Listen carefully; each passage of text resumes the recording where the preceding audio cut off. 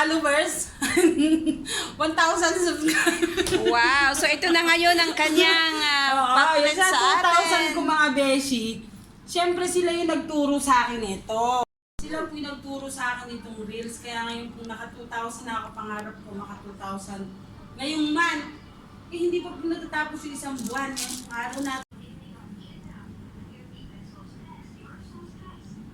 Hayaan niyo po, madam. Ako po hindi mangangako. Basta po ako dito sa live ko. Sa totoo lang po, wala naman po akong kinikita.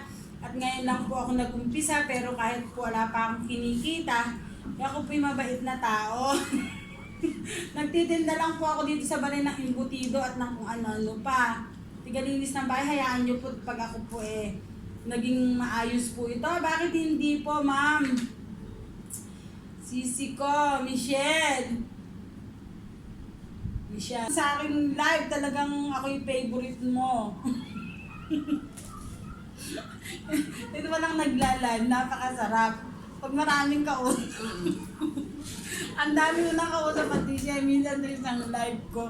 Ayoko na silang iwan. Kasi gusto mo na mag-accept, kaya may nanonood pa kasi. Oo, kasi nga nagkaaksaya sila ng time na ano yung nila ako panoorin. Salamat po talaga, talagang itong aking Facebook, hindi ko naman po kagabi, ngayon po na nagkaroon po ako ng linaw.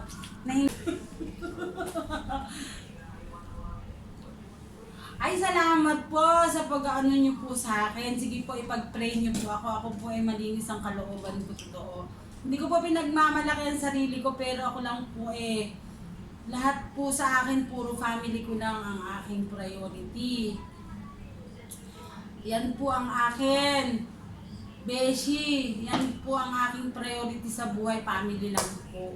Wala ng lahat, suporta ko lang po sa family ko. Kahit po nagtitinda lang po ako dito, hindi ko kinakahiya.